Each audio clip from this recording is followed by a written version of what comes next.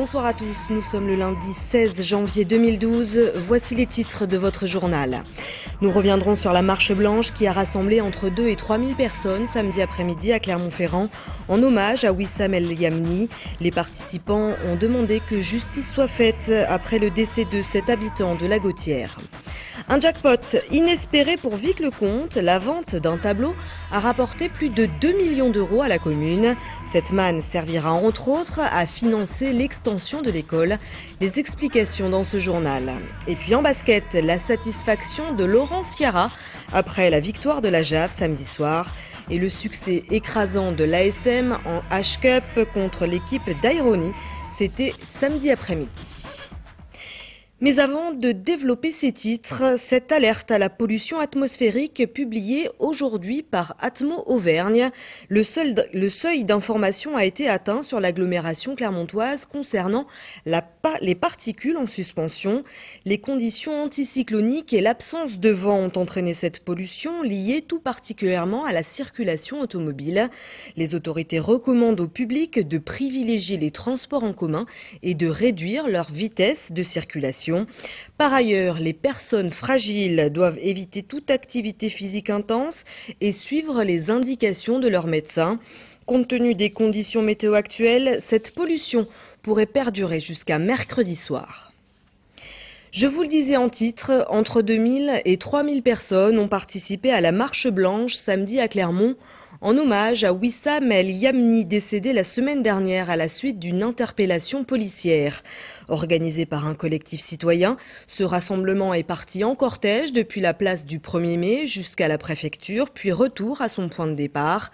Les participants ont demandé que justice soit faite et que les responsables de la mort de Wissam El Yamni soient punis. Le reportage de Romain Duché et Julien Velay.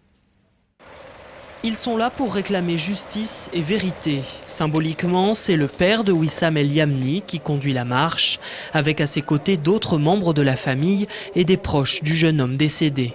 Dans le reste du cortège, des habitants des quartiers nord, mais pas seulement, on croise également des militants pour les droits de l'homme et des élus venus à titre individuel. Pour la dignité de Wissam, j'aimerais bien savoir la vérité et que justice soit faite, quoi. Je suis là à titre personnel, comme n'importe quel citoyen qui estime que un contrôle de police ne doit pas déboucher sur une mort. Personne ne mérite ce qui s'est passé. La police est là pour nous protéger. Elle n'est pas là pour tuer nos enfants, nos frères, nos pères, nos amis. Cette marche est organisée par un collectif de citoyens créé spécialement pour l'occasion, le collectif Justice et Égalité pour tous. L'idée, c'est de montrer à certains jeunes que l'on peut exprimer son mécontentement pacifiquement. Ce qu'on souhaite, nous, à travers justement toutes les personnes qui ont essayé d'organiser cet événement, c'est de montrer aussi qu'on peut faire les choses dans une démarche citoyenne et montrer également qu'on fait partie de ce pays et qu'on a, comme n'importe quel Français, en fait, les mêmes droits et les mêmes revendications. Arrivé devant la préfecture, la marche se transforme en rassemblement militant. Les prises de parole se succèdent pour réclamer justice. Le père de Wissam El Yamni, notamment, exprime sa douleur et sa colère. Mon fils, il est assassiné avec la police. Celui qui je veux, la justice. Parfait. Merci beaucoup et merci à cette journée. Allahu Akbar. Quelques slogans anti-police ont été scandés, mais le mouvement est resté calme, sans débordement. La famille de Wissam El Yamni a été reçue en préfecture. La veille de cette marche blanche, nous apprenions la démission d'Odile Saugue de son poste d'adjointe au maire de Clermont-Ferrand. Dans une lettre adressée à Serge Godard, elle a fait part de ses difficultés à apporter des réponses aux demandes de ses concitoyens face à un certain type de violence. Fin de citation. Odile Saugue avait en charge la politique de la ville, le contrat urbain de cohésion sociale et la prévention de la délinquance. Elle reste toutefois conseillère municipale, un poste qu'elle occupe depuis 1983. C'est un peu Noël en janvier pour la commune de Vic-le-Comte. La semaine dernière, la mairie a reçu un chèque de 2 300 000 euros. Mais revenons un peu en arrière. En 1985, un brocanteur puydômois achète un tableau quelques centaines de francs au curé du village. Il s'avère que c'est un original de Jean Malouel, un peintre du XIVe siècle. Après expertise, il a été acheté par le musée du Louvre près de 8 millions d'euros, répartis 2 tiers, 1 tiers entre le brocanteur et la mairie de Vic-le-Comte, légalement propriétaire du tableau. Et c'est une bonne nouvelle, la commune va pouvoir investir sans s'endetter, comme le montre ce reportage de Philippe Robert. C'est un véritable jackpot qui est tombé vendredi 13 dans les caisses de la commune de Vic-le-Comte.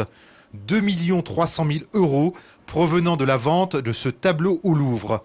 Pas de quoi acquérir un palais à 1000 chambres, mais largement de quoi mettre du beurre dans les épinards. 2,3 millions, c'est un peu moins de la moitié du budget annuel de la commune. La commune de Vic-le-Comte, son budget, c'est en gros arrondi à 5 millions d'euros. C'est une belle somme, mais qui va nous permettre de faire baisser notre dette. Elle est comme celle des autres communes, toujours trop importante la dette. Une somme qui va permettre également de terminer les réalisations en cours, comme la rénovation et l'extension du groupe scolaire, et de construire une salle de gymnastique sur le site du stade pour tous, et notamment pour les personnes handicapées. Ceci sans emprunter, ce qui pour cette commune de près de 5000 habitants constitue un luxe, et surtout sans augmenter les impôts. Les collectivités locales, territoriales voient leurs ressources baisser, au moins stagner, alors que les dépenses de fonctionnement, d'investissement augmentent. Donc à un moment donné, les deux se rencontrent et voilà, ça met les communes en difficulté, elles n'ont plus d'épargne, ce qui n'est pas notre cas aujourd'hui. Une bouffée d'oxygène pour les finances municipales et par répercussion pour tous les habitants. Si ça peut maintenir les impôts comme ils sont déjà assez élevés, je trouve. Donc si ça reste comme ça, c'est vraiment bien, quoi. Puis si ça peut améliorer les infrastructures, tout ça, oui, ça serait vraiment bien. Je pense que la municipalité va faire au mieux pour utiliser cet argent. Je pense par exemple au patrimoine de Vic-le-Comte, embellir Vic-le-Comte. Quant au tableau par mesure de sécurité, il ne reviendra jamais à Vic-le-Comte. En revanche, la municipalité a comme projet de demander une copie au Louvre pour l'exposer dans l'église. Un monument qui devrait également bénéficier de rénovation, notamment ce retable en pierre du XVIe siècle. Le centre hospitalier Sainte-Marie est en pleine mutation. À l'origine, cet hôpital psychiatrique était dispersé sur plusieurs sites du centre-ville de Clermont et sur 70 000 m² de bâtiments. Le projet de 50 millions d'euros va rationaliser l'établissement en concentrant ses différents services sur 40 000 m² de bâtiments, tout en permettant sa mise aux normes. Daniel Roche. Le centre hospitalier Sainte-Marie est en pleine mutation. Initié au début des années 2000, la première phase d'un vaste projet de restructuration touche à son terme. La partie centrale de l'hôpital reste identique. L'essentiel des travaux s'effectue dans les secteurs sud et nord. Sur la partie sud de l'hôpital, donc le bâtiment de pédopsychiatrie qui a été mis en service au mois de juillet 2011 et qui voit aujourd'hui se poursuivre les aménagements extérieurs avec une démolition d'un bâtiment important qui a été réalisé à la fin de l'année et qui verra ensuite l'aménagement d'espaces verts en périphérie de ce même bâtiment sur la partie sud. Un des aspects de ce projet est le déplacement de l'entrée principale vers un nouveau bâtiment. L'entrée du centre hospitalier qui se faisait par la rue Franklin Roosevelt se fera à compter du 21 mai au nord de la rue Gabriel-Péri, à proximité immédiate de la rue Fongiève. Chaque jour, 1000 personnes rentrent et sortent par l'entrée principale. Avec la mairie, une réflexion est en cours autour du plan de circulation.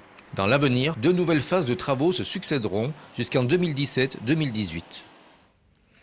En basket, la Jeanne d'Arc de Vichy a signé son premier succès samedi soir depuis le 28 octobre en battant Fos-sur-Mer 79-72. C'est également son premier succès depuis l'arrivée de Laurent Ciara au poste d'entraîneur et le 2e de la saison. Les Vichysois se sont fait peur quand leurs adversaires sont revenus à 2 points en fin de rencontre.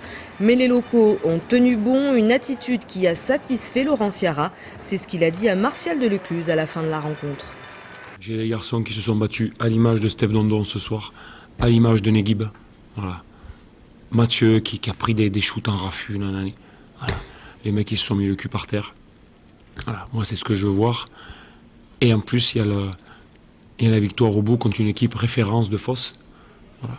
Et je pense que pour faire un beau match il faut être 2. Et cette équipe de Fos, malgré qu'on l'ait battue, voilà, ça a été un bon match dans l'ensemble. Du rugby avec la H-Cup et l'ASM qui n'a fait qu'une bouchée de l'équipe d'Aironi samedi après-midi, infligeant aux Italiens un très sévère 82-0. Les Clermontois ont inscrit 12 essais. On voit ici un des 3 essais inscrits par Sivi Vatu. Les autres réalisations sont signées Byrne, Lapendrie, Malzieu, James et Vermeulen. Les Clermontois joueront leur avenir en H-Cup ce samedi en recevant le premier de sa poule, l'Ulster, au Parc des Sports Marcel Michelin à partir de 16h40. C'est la fin de ce journal. Merci de l'avoir suivi. Dans un instant, vous retrouvez vos prévisions météo. Très bonne soirée à tous, à très bientôt.